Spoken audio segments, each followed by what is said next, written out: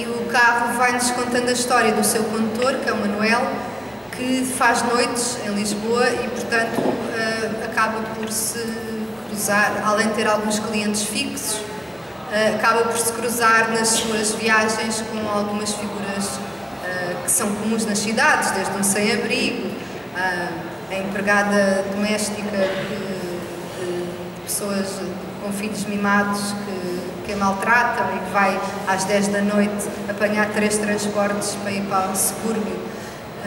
E é um livro, é um dos meus livros preferidos, é um livro que eu tenho muita pena que não tenha tido mais destaque, porque a história é mesmo muito importante, fala muito da vida urbana, da vida das cidades, da solidão de muita gente que vive nas cidades e dos problemas da cidade, seja o sem-abrigo, seja a prostituição, seja... E pronto, eu tenho um grande carinho pelo Manuel, tanto que agora, o ano passado, num dos contos que eu escrevi para o Clube das Mulheres Escritoras, naquelas nossas newsletters mensais, eu fiz questão de ir buscar o Manel e fiz um conto em que é o Manel no seu táxi a conduzir a Helena do Isso a Morrer Amanhã. A Helena tem que aguardar mais um bocadinho, que ainda faltam até chegar a Helena. Ora, a seguir temos o Odeio o Meu Chefe, que eu acho que foi a coisa mais fora da caixa que ela fez até agora. Mas na altura encaixou que nem uma luva na minha chefe. Então eu só aceitei. Ele também surgiu de uma ideia assim que se calhar estavas com o mesmo problema que eu, não é? Pois. Estava com um problema tão grande que depois deixei mesmo a publicidade em 2017. E de facto o livro não é sobre mim, é sobre episódios que acontecem nos escritórios por este mundo fora.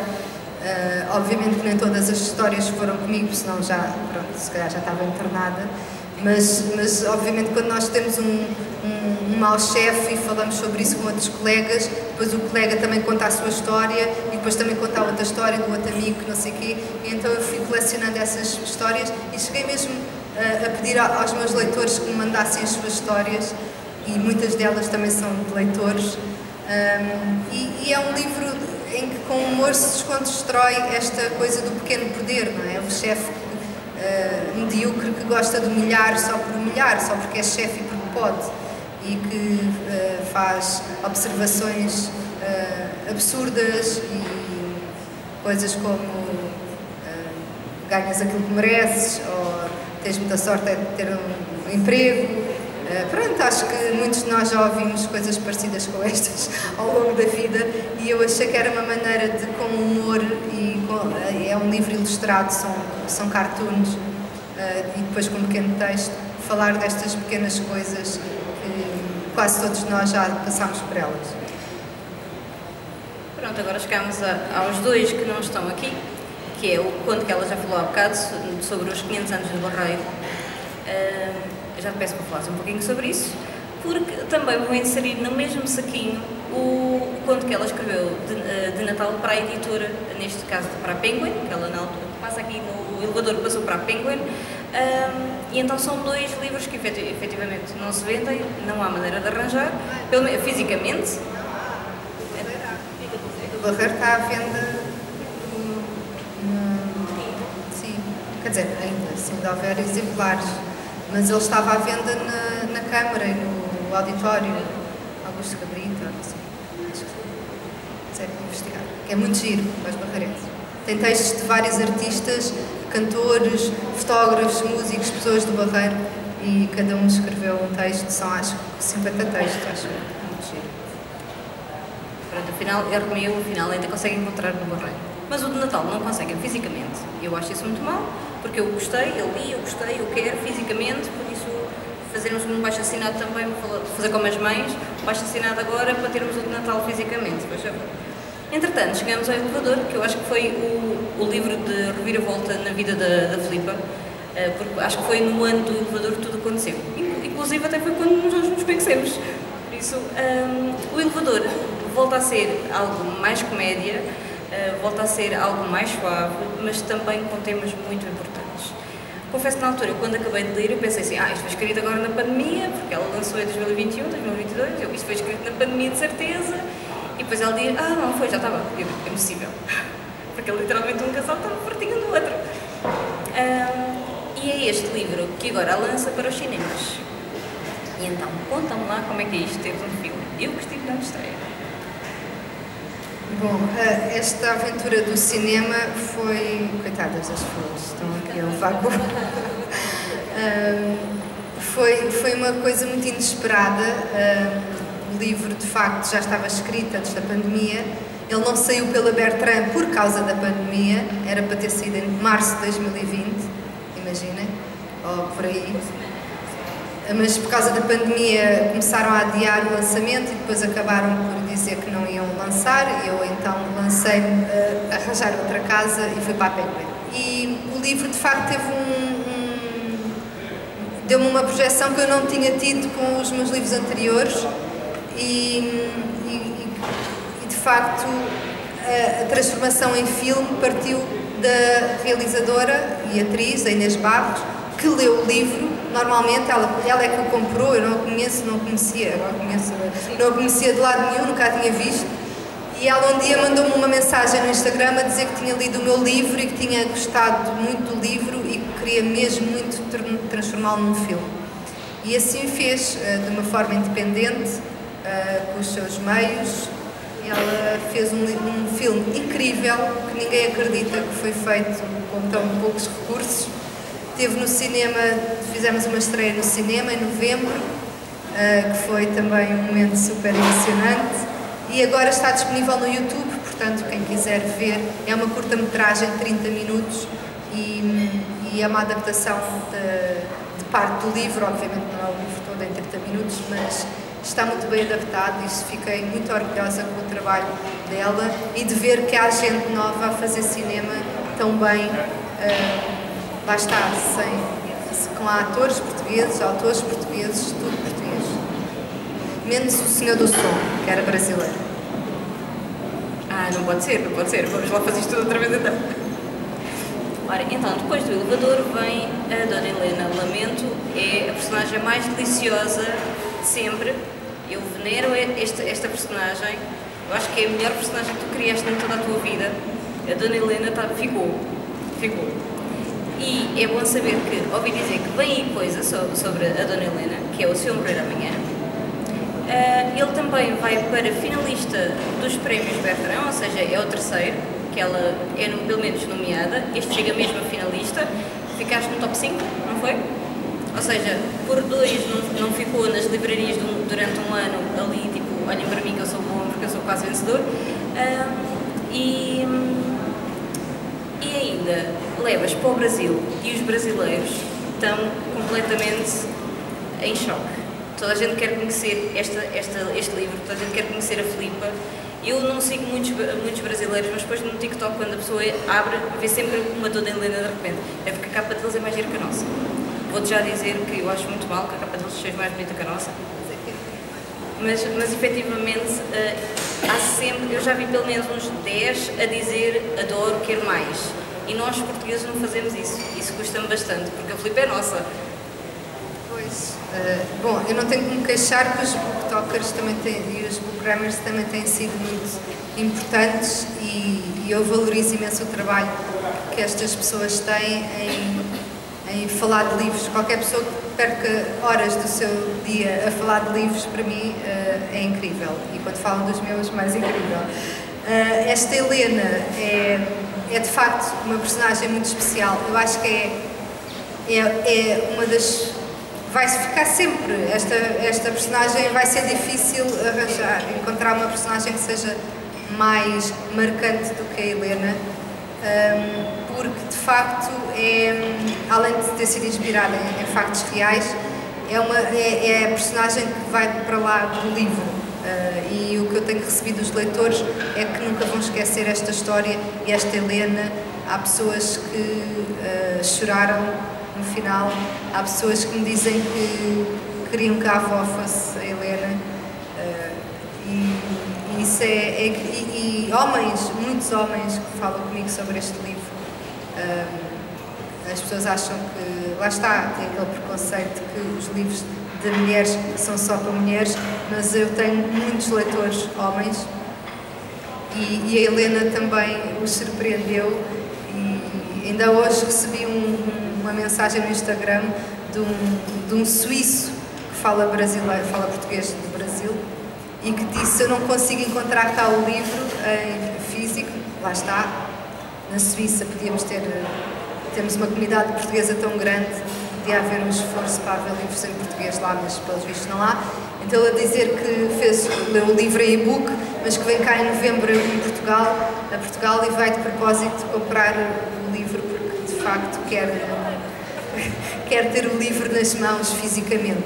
E é um livro sobre uma senhora de 80 anos que tem uma vida sexual ativa, para quem ainda não conhece. E é uma senhora que tem uma vida sexual ativa, que tem brinquedos sexuais, que tem Tinder, que vai para encontros e que não quer assentar. Portanto, já foi casada há 46 anos e depois de ficar viúva decidiu que não ia ficar mais presa a nenhum homem e que quer viver a vida.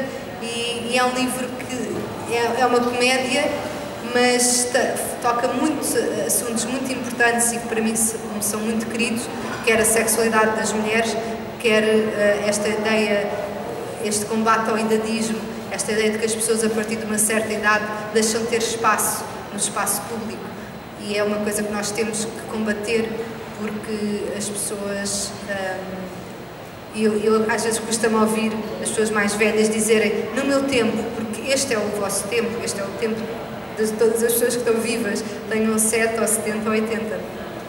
E eu quis trazer para a literatura a Helena porque eu nunca vi uma personagem principal de um livro, é muito raro, não é que não haja, há muito poucas personagens principais que sejam mulheres com mais de 70 e tal anos, e quando há, geralmente já são apresentadas como numa fase triste, ou estão doentes, ou estão dementes, ou vão para o lar, ou vivem sozinhas, ou estão a lembrar o passado, ou foram abandonadas pelos filhos. É sempre tudo muito triste, muito trágico. E a Helena é a antítese disso tudo. A Helena é a outra forma de ver o envelhecimento e que todos nós esperamos lá chegar, mas que não tem que ser uma coisa triste, e as pessoas não têm que deixar de aparecer, de ir a ter aulas de italiano, ou aulas de yoga, ou ir para o baile, ou para a discoteca, ou sair, ou namorar, só porque o bilhete de identidade diz que têm uma certa idade e que deveriam ficar fechadas em casa. É um facto.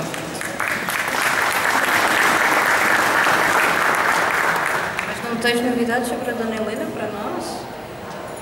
Além do Brasil, que saiu no maior book club do Brasil, foi escolhido para ser o livro do mês de março. Também vai ser adaptado a filme, mas ainda não sabemos quando, porque vamos estar à espera do ICA, e o ICA vai demorar 3 anos. Aliás, o anúncio de que ele vai ser financiado já devia ter saído em dezembro, mas já estamos quase em maio, portanto, há de acontecer. Espero que antes de eu ter a idade da Helena. Te perguntar se hoje em dia ter a idade da Helena na altura. Ora, depois da Helena temos o Admirável Mundo Verde, que é o Fora de Conforto. É o teu mais recente livro. É sem dúvida algo que eu não estava à espera que tu lançasses. Tu, na altura, quando disseste, vou lançar agora uma distopia, e eu, ok, uma distopia. E depois, quando tu lanças o tema, fica assim, uou.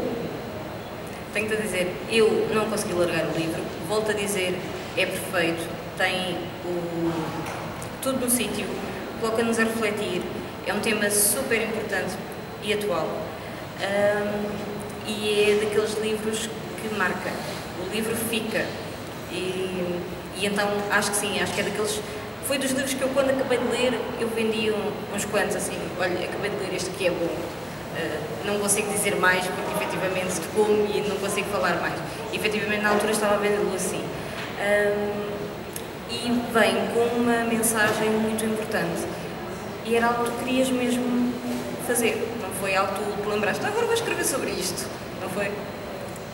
Sim, eu costumo dizer que sou ambientalista desde os 14 anos, quando ainda ninguém falava muito bem sobre isso. E eu costumo contar a história, por acaso está ali a minha tia, O primeiro sítio onde eu acedi à internet, sim, porque eu sou desse tempo, quando as pessoas, ainda havia sítios que tínhamos que ir especificamente. A primeira pessoa que eu conheci que tinha internet em casa foi o meu tio Luís, e eu sentei-me e ele explicou-me como é que aquilo funcionava e disse-me: tu podes ir aqui onde tu quiseres, qualquer coisa escreve aqui e vais lá parar. E eu escrevi greenpeace.org, portanto, o meu ativismo já vem dessa altura. E na altura, em 2000, no primeiro mandato do Trump, eu estava a sofrer de eco-ansiedade, estava a haver vários incêndios na Austrália, morreram 4 milhões de animais na Austrália, 8 mil koalas entre esses animais. E o Trump continuava a dizer que ia reverter, ao mesmo tempo que estávamos a ver imagens de koalas em chamas, estava o Trump a dizer que ia reverter as leis que o Obama tinha criado de sustentabilidade a nível federal. E eu na altura pensei, e se estes ambientalistas que andam a dar a tirar tinta para os quadros do Van Gogh e para não sei o quê, atirassem um tiro a uma pessoa destas? E foi aí que nasceu esta distopia, que foi: e se os ativistas climáticos decidissem começar a matar, não toda a gente, mas as pessoas que têm efetivamente responsabilidade e que tomam as decisões erradas de não proteger ou de não tomar medidas pelo ambiente. E a partir daí comecei a imaginar como é que seria essa sociedade, o que é que aconteceria, e depois comecei a falar de outro tema que me é muito querido, ou seja, este livro tem por base o ambiente e todo o meu ativismo e esta necessidade de falar sobre temas, de não pormos a cabeça na areia, e a responsabilidade que temos todos enquanto cidadãos de fazer alguma coisa, fazer a nossa parte. Mas também é um livro que fala da polarização da sociedade, desta questão de nós contra eles, das pessoas tomarem sempre partidos, parece que não há meio termo, parece que não há diálogo, e esta transição de os ativistas climáticos tomam o poder e depois o que é que acontece? É mesmo um mundo melhor? Será que é mesmo um admirável mundo verde? Ou há o outro lado perverso do poder e da polarização e do fanatismo, do extremismo, não é? Porque às tantas, esta sociedade que eu construí, fictícia, é com base nas coisas que eu às vezes ouço os ativistas dizerem, e é por isso que eu não me junto a nenhum grupo de ativismo, porque acho que eles fazem muita coisa certa, mas também fazem muita coisa errada e dão muitas mensagens erradas, e nomeadamente a principal é o acabe-se já com os combustíveis fósseis. Obviamente que o mundo ia colapsar se acabasse já os combustíveis fósseis. Os hospitais não iam funcionar sem combustíveis fósseis, só para começar. E é importante também trazer esta moderação para o debate, não é? Vamos lá 3 níveis abaixo e dizer, ok, temos que fazer alguma coisa, mas não temos que fazer tudo a qualquer custo. Mas só para dizer que o livro já não é assim um grande e se já há ali muita coisa que poderia acontecer hoje. Então, só para vos dizer que aqui o elevador, o Se Eu Morrer Amanhã e o Admirável Mundo Verde estão ali na banquinha da Bertrand, hoje com um desconto de 20% em cartão, por isso se quiserem aproveitar é hoje acho que é o único dia. E finalmente terminamos com O Sono Delas. O Sono Delas foi um livro que surgiu, a meu ver, do nada. Acredito que elas tenham tido tempo, mas para mim foi do nada. E então juntaram 5 escritoras, por acaso eu gosto muito das 5, num livro com um tema super interessante que é o sono. Era um tema que ninguém dá valor, ninguém sequer pensa no assunto sequer, e elas vêm provar o quão errado isso está. Este livro partiu do convite de uma associação, não é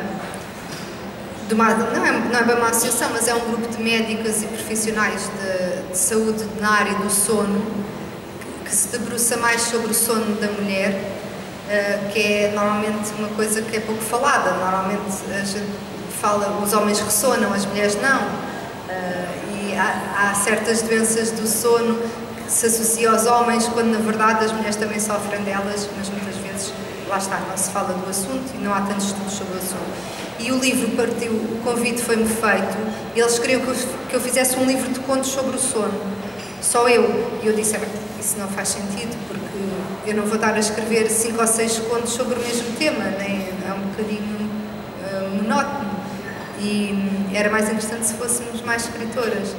E na altura o livro, quando foi criado, era mesmo só para o evento anual que eles fazem, que este grupo de médicos faz, todos os anos no Dia da Mulher, fazem um encontro, e era para oferecer só à comunidade médica, naquele evento, fazer uma pequena tiragem de 50 ou 100 exemplares para aquela comunidade médica, ponto final. Só que o livro e os contos e as escritoras era bom demais para ficar reduzido a 100 exemplares, e então decidimos contactar a Cultura para ver se eles queriam publicar e fazer disto um livro comercial que estivesse acessível a toda a gente, até porque é um tema que interessa a toda a gente. Então cada conto, são 5 contos, e cada conto trata de uma doença do sono, seja a apneia, seja a insónia, seja pessoas que são cuidadores de outras pessoas que têm doenças do sono. O meu conto é sobre uma mulher, e é tudo baseado em factos reais. Portanto, a médica deu-nos os factos, a ficha clínica daqueles doentes, e disseram, pronto, esta minha doente é assim, e agora a partir daqui vocês escrevem um conto. E a minha doente era uma mulher muito parecida comigo, é uma mulher que não dormia porque o marido ressona. E então foi fácil de me identificar e de escrever a minha Manuelinha, que fica a dormir e que tem o síndrome da mãe exausta. Por acaso, sim, eu por acaso fiquei super chocada com o teu síndrome, mas entendi a coisa. Acho que há aí muita mãe exausta que não diz a ninguém. Pronto, como já viram, nós provámos que a Filipa podia estar no Plano Nacional de Leitura, podia ser vendido a qualquer português com mais de 18 anos, e seria um bom livro e a pessoa iria gostar. Por isso, quem não leu nenhum ou não leu todos, eu recomendo mesmo que vá. E com isto, só assim para terminar, não sei se sabem, há novidades, ela já disse, em abril do próximo ano há novo livro. Ela deve poder falar muito ainda, porque ele ainda nem sequer está para revisão, mas já tens ideia de quando é que vais, para o caminho que levas? Sim, já está. Este está bastante delineado, já. Acho que vai ser fácil. Ao contrário do Admirável Mundo Verde, que eu tive ali bastante. Parei, pus na gaveta, escrevi o Isso Eu Quero Amanhã, depois tirei-o da gaveta, depois tive que ir fazer uma semana de retiro para me conseguir concentrar. Foi só uma semana. Mas valeu por uma vida. Este não, eu acho que este já comecei a escrever, já vou na página 20 e acho que agora vai fluir, mas não posso dizer sobre o que é. Mas em maio vou-me estrear na literatura infantil, dia 29 de maio sai o meu primeiro livro infantil, que se chama o Napoleão o Camaleão. Portanto, é uma nova aventura. É também sobre a importância de proteger a natureza e os animais em extinção, obviamente, mas também é sobre coragem, sobre ir atrás de desafiar os nossos medos. Eu quero camaleão.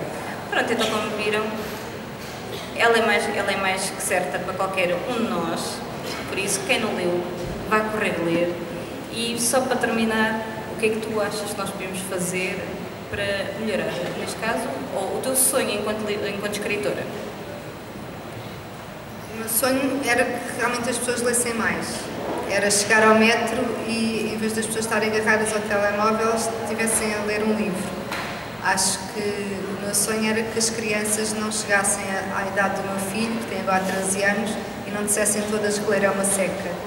Por isso, o meu trabalho vai ser sempre do ativismo literário, de pôr as pessoas a ler, porque eu não acredito em pessoas que não gostam de ler. Isso não existe. As pessoas não gostam de ler porque ainda não encontraram o livro certo e porque há imensos preconceitos literários e às vezes as pessoas até têm vergonha, por exemplo, de pedir ou de procurar um certo livro porque pode parecer mau, porque pode parecer, não, eu não vou dizer que leio isto, mas leiam que quiserem.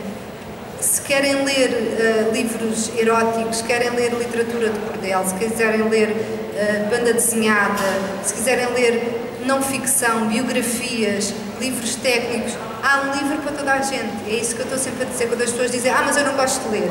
Então é porque ainda não encontraste o livro certo. Porque quando a pessoa descobre o livro certo, o género de livro que gosta, a partir daí é tipo as cerejas. Uma pessoa começa num e depois de certeza que vai, se alguém chegar à tua livraria e disser que gostou de um livro meu, tu vais saber dar-lhe livros do mesma onda, do mesmo estilo ou do mesmo género de personagens, não é? E portanto vai ser mais fácil depois nas bibliotecas, nas livrarias, aconselharem os livros parecidos, do mesmo género. E se toda a vida só gostarem de ler policiais, ora, leiam policiais a vida toda, não precisam de ler outra coisa, não precisam de ler mais nada, leiam o que quiserem. E também é um grande preconceito que nós temos tentado desconstruir, que é esta coisa de o que é suposto ler, o que é literário, o que é boa literatura, o que é suposto um leitor ser ou parecer. Não, leiam o que quiserem e não queiram saber se os outros dizem que horror, estás a ler isso é tão mau. Não interessa se é mau ou bom. Quem é que vai dizer que é mau ou é bom? Quem é que é o guardião do gosto literário, não é? E por isso, olha, neste dia do livro, o que eu peço é que as pessoas leiam e se puderem, comprem um livro, mesmo que não seja meu, comprem um livro, porque precisamos de pôr os livros na moda. Por falar nisso, agora descobri as grandes casas da moda, a Gucci, a Miu Miu, a Prada, não sei o quê, agora nos desfiles também é moda fazerem clubes do livro e não sei o quê. Pode ser que isto agora com a moda com a Prada, isto vá lá. Mas pronto, os livros não têm, são intemporais e não ligam a modas, por isso leiam o que quiserem, leiam antigos, novos, velhos, pequenos, grandes, infantil, desde que leiam, isso é que é importante. Pronto, e agora, para não vos tomar mais do vosso tempo, damos por terminada aqui a nossa conversa. Muito obrigada a todos por terem ficado a assistir.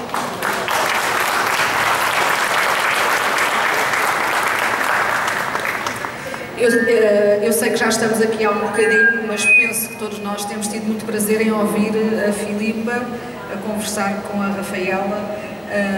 Portanto, para além dos livros serem sempre muito claros e nos envolverem muito, também, enquanto conversadora, nos envolve e é um privilégio estar a ouvi-la. Eu confesso que só vou aqui fazer uma ou duas perguntas, não temos aqui uma plateia jovem e também não sei se há candidatos a escritores ou alguém que até queira publicar um livro ou que já alguma vez tenha pensado em fazê-lo. E a minha pergunta é, como é que a Filipa sentiu que há um momento em que escreve um livro ou um texto e em que tem o tal clique de eu vou ter coragem de publicar ou de procurar alguém que me ajude a publicar, vou perder a vergonha, isto para que também outras pessoas que se calhar têm algo dentro delas que querem transmitir percam essa vergonha e saibam que sim, que pode ser aquele momento e agirem. Sei que é uma pergunta um bocadinho assim, talvez complexa, mas no fundo é só percebermos como é que sentiu esse clique. E depois também, tendo sentido esse clique, são vários os livros que têm publicados, como é que é o processo de construção de um livro? Como é que chega às personagens, às características físicas, aos nomes, ou se nem há nenhum processo, se é tudo muito intuitivo e vai sentindo e a coisa vai fluindo? Então, em relação ao clique, o meu clique deu-se quando eu aprendi a escrever. Portanto, eu sempre quis escrever, nunca tive nenhuma dúvida que ia escrever e escrevia e encadernava os meus textos como se fossem livros, porque eu sempre quis escrever. E sabia que era uma questão de tempo até ter alguma coisa porque lá está, eu só publico aquilo que eu acho que é relevante. Eu escrevo muito, escrevo um diário desde os 8 anos, portanto tenho lá assim uma pilha de escritos, e eu quando publico é porque eu acho que tem uma mensagem ou tem uma intenção para o público. Eu quero sempre que a pessoa feche o livro e que saia de lá com alguma coisa mais quando o abriu pela primeira vez. Por isso, o que é que eu aconselho, quem tem medo de escrever, bom, escrever é um treino, é como qualquer coisa, qualquer profissão, ou qualquer desporto. Quanto mais fazemos, mais praticamos, melhor somos, não é? E escrever também é a mesma coisa, é um músculo que tem que se exercitar e que tem que se escrever, pois há técnicas que se vai aprendendo e que se pode fazer alguns cursos de escrita criativa ou coisa assim, mas é um músculo que tem que estar lá e depois, se é publicável ou não, aí nós temos que ter a humildade de dar aquilo a ler a alguém da nossa confiança, ou hoje em dia até já há pessoas profissionais que fazem uma leitura crítica e dizem à pessoa se está pronto para ser publicado ou se tem que ser trabalhado, e portanto o meu